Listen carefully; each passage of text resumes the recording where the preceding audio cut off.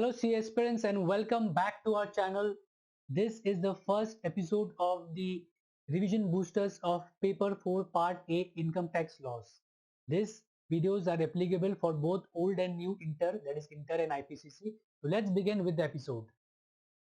In today's episode we'll talk about basic concepts. Let's start with the concept. First concept is what is tax? Tax क्या होता है? Tax basically society में रहने का एक cost होता है या फिर एक कंपलसरी फाइनेंशियल चार्ज होता है जो गवर्नमेंट हम पे लेवी करती है टू फंड देयर एक्सपेंडिचर. अभी टैक्स टू टाइप्स का होता है. एक होता है डायरेक्ट टैक्स, एक होता है इनडायरेक्ट टैक्स. डायरेक्ट टैक्स पे क्या होता है? डायरेक्ट टैक्स एक पर्सन के इनकम या फिर वेल्थ पे डायरेक्टली उसको लेवी किया जाता है. या फिर इनडायरेक्ट टैक्स क्या होता है? इनडायरेक्ट टैक्स गुड्स या सर्विसेज के प्राइस पे लेवी होता है. Now next point is on direct taxes. Direct tax government को देने के बाद we can not recover it for somebody else. But indirect tax पे क्या होता है? We can when we pay to government we can recover it from somebody else by selling the goods और services. फिर डायरेक्ट टैक्स पे क्या होता है? बर्डन को हम लोग शिफ्ट नहीं कर सकते. That is we have to pay our own taxes. Where is indirect tax पे हम लोग बर्डन को शिफ्ट कर सकते हैं किसी और पर्सन से, हम लोग उसको रिकवर कर सकते हैं. डायरेक्ट टैक्स का एग्जांपल क्या होता है? वो फर्स्ट इज इनकम टैक्स जो हम लोग पढ़ने वाले हैं. और भी होता है tax on undisclosed foreign income and assets. And indirect tax का एग्जांपल होता है जीएसटी या फिर कस्टम ड्यूटी एंड एक्सेट्रा. तो पेपर 4 इनकम टैक्स पे बात करता है जो हम इनकम टैक्स पे रिविजन करने वाले हैं पूरा. फर्स्ट इज टैक्सेस लेवी क्यों होता है? टैक्सेस गवर्नमेंट लेवी करता है basically to fund their expenditure and it is a basic source of their income. और वो इस इनकम को वो लोग सोसाइटी को अपलिफ्ट करने के लिए और स्टैंडर्ड ऑफ लिविंग को बेटर करने के लिए वो लोग टैक्सेस गवर्नमेंट टैक्सेस लेवी करती है. फिर इनकम टैक्स का फर्स्ट सेक्शन है सेक्शन 1. सेक्शन 1 बोलता है इनकम टैक्स एक्ट 1961 जो कि होल ओवर इंडिया पे एक्सटेंड होता है और it came into force in 1 अप्रैल 1962. फिर सेक्शन 4 जो कि basic principles followed while charging income tax. Income tax एक एनुअल टैक्स होता है इनकम पे. फिर income of previous year is assessed in the assessment year. Next is tax rates. Tax rates are fixed by annual finance acts.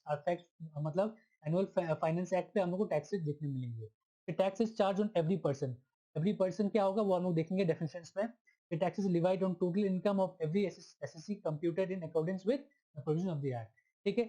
फिर ये है next है पूरा हायरार्की ऑफ इनकम टैक्स.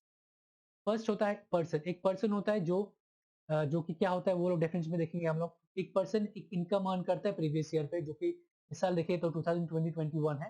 फिर वो ही इनकम उसको एसेस किया जाता है असेसमेंट ईयर में. इस साल का असेसमेंट ईयर देखा जाए 21-22 है.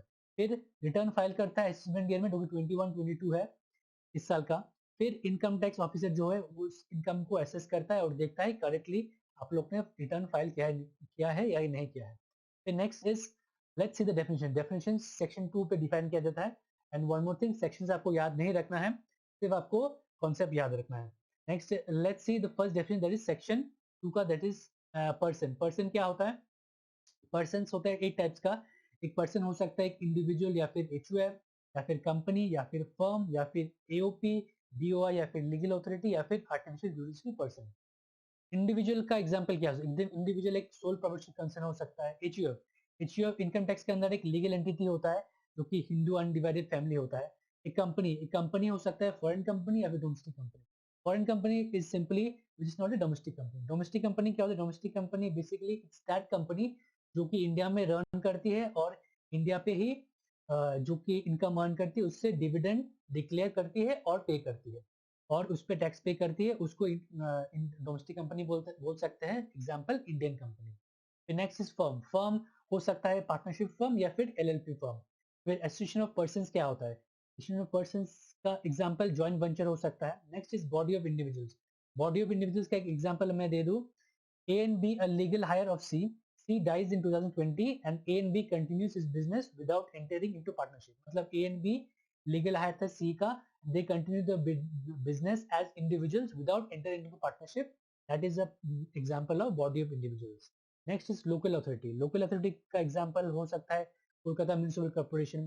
फिर आर्टिफिशियल जुडिशियल पर्सन का एग्जाम्पल हो सकता है. Example Delhi university. Next is SSC. कौन होता है एसएससी? को वो पर्सन को ही हम लोग एसएससी बोलते हैं इनकम टैक्स टर्म में. SSC means a person by whom any tax or any other sum or money is payable under income tax act 1961. Next is assessment. Assessment क्या होता है? असेसमेंट वो प्रोसीजर होता है by which person income is determined, उसको ही assessment हम लोग बोलते हैं। Next is income. इनकम का जो डेफिनेशन है वो इंक्लूसिव है बट नॉट एग्जॉस्टिव। तो इनकम में बहुत कुछ आ सकता है, जैसे कि dividend, any capital gain, value of purchase and so on. फिर इनकम पे एक और चीज हम लोग को याद रखना है कि अगर इलीगल इनकम हो या फिर लीगल इनकम हो, बोथ ही टैक्स पे चार्जेबल होगा। Next is previous year. Previous year क्या होता है? प्रीवियस ईयर एक फाइनेंशियल ईयर होता है जो कि immediately preceding the assessment year होता है। तो एक एसएससी को फाइनेंशियल ईयर फॉलो करना है from 1 April to 31 March next as previous year. और अगर कोई बिजनेस फर्स्ट टाइम फॉर्म हो रहा है तो उसका प्रीवियस ईयर होगा from the date it commences till the end of 31 March. जैसे कि एग्जांपल, अगर कोई बिजनेस या प्रोफेशन 1 जनवरी 2020 पे स्टार्ट होता है तो उसका प्रीवियस ईयर होगा फ्रॉम 1 जनवरी 2020 टू 31 मार्च 2020। तो ये था प्रीवियस ईयर। फिर नेक्स्ट है असेसमेंट ईयर। असेसमेंट ईयर क्या होता है? Assessment year is the period of 12 months commencing from first day of April every year. मतलब 12 मंथ्स का पीरियड रहता है, तो and it will start from 1 अप्रैल। मतलब एस्टिमेट ईयर होता है फ्रॉम 1 अप्रैल टू 31 मार्च। तो इस साल का एस्टिमेट ईयर क्या है? 2021 टू 22। तो इसका एस्टिमेट ईयर क्या होगा? फ्रॉम 1 अप्रैल 2021 टू 31 मार्च 2022। तो ये था प्रीवियस ईयर एस्टिमेट, जो कि बहुत ही इंपॉर्टेंट है इनकम टैक्स पे। तो इससे हम लोग का जनरल रूल क्या निकलता है? जनरल रूल सेक्शन 4 यही बोलता है कि प्रीवियस ईयर का इनकम जो है वो असेसमेंट ईयर में असेस होगा। बट इसका भी कुछ एक्सेप्शंस है। There are five exceptions to this general rule, and this exceptions are to safeguard the revenue of the government. And this exceptions are: number one is shipping business of non-resident.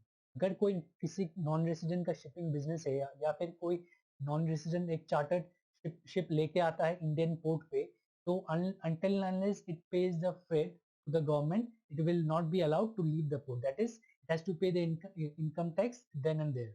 Next is person living India forever.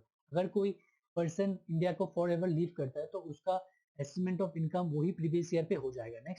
Next is अगर कोई AOP, BOI या फिर artificial judicial person कोई event के लिए form करता है, तो जो असेसमेंट ईयर में वो लोग का इवेंट या फिर पर्पस खत्म हो जाता है तो वही असेसमेंट ईयर पे वो लोग को टैक्स पे करना पड़ेगा।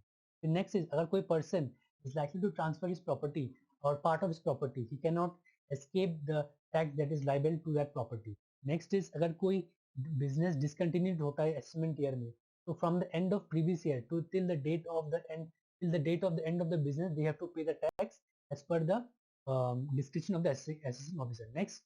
Next जो है concept, that is difference between certain terms. First is head of income and source of income. Head of income क्या होता है and source of income क्या होता है, हमें जानना है। For the purpose of assessment of all income, सब इनकम को असेस करने के लिए हम लोग उसको 5 हेड्स पे हम लोग उसको डिवाइड किए। First is salaries, income from house property, profits and gains from business और profession, capital gains and income from other sources. ये 5 को हम लोग बोलते हैं हेड्स ऑफ इनकम।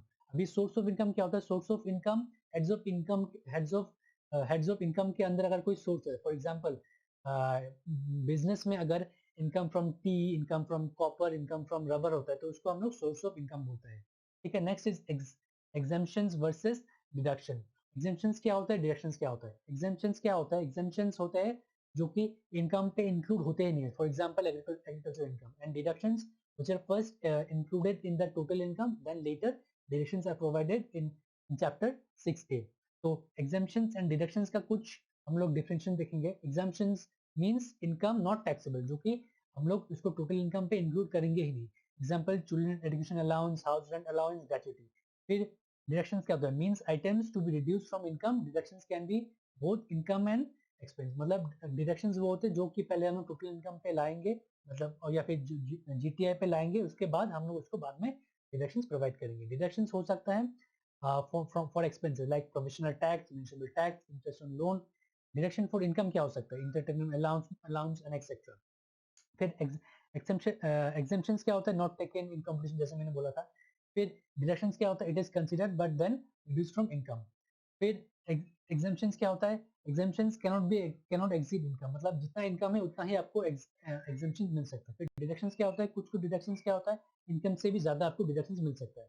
फिर नेक्स्ट है जो कि सबसे इंपॉर्टेंट है, computation of total income and tax liability, जो कि पूरा स्टेप है इनकम टैक्स का। तो स्टेप 1 में क्या होता है, हम लोग को सबसे पहले निकालना है डिटर्मिनेशन ऑफ एसेंशियल स्टेटस। फिर नेक्स्ट आता है क्लासिफिकेशन ऑफ इनकम। इनकम को हम लोग क्लासिफाई करना है सैलरीज पे, हाउस प्रॉपर्टी पे, पीजीबीपी पे, फिर कैपिटल गेन्स पे, फिर अदर सोर्सेज पे। नेक्स्ट स्टेप होता है कंप्यूटेशन ऑफ इनकम।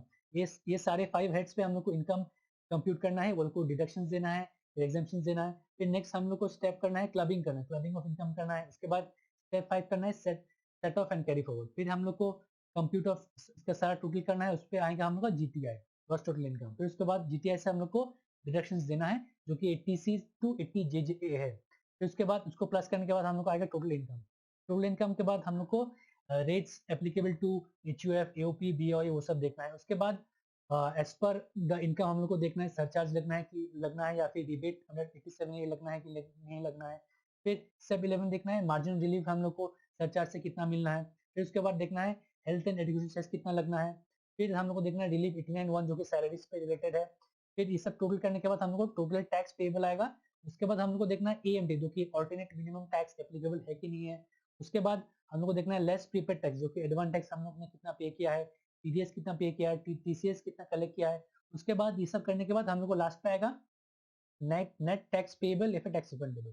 तो ये जो पूरा ढांचा है या फिर स्ट्रक्चर है ये हम लोग नेक्स्ट वीडियो पे डिस्कस करेंगे। तो ये फर्स्ट एपिसोड के लिए इतना ही था। Thank you very much and पढ़ते रहो बढ़ते रहो।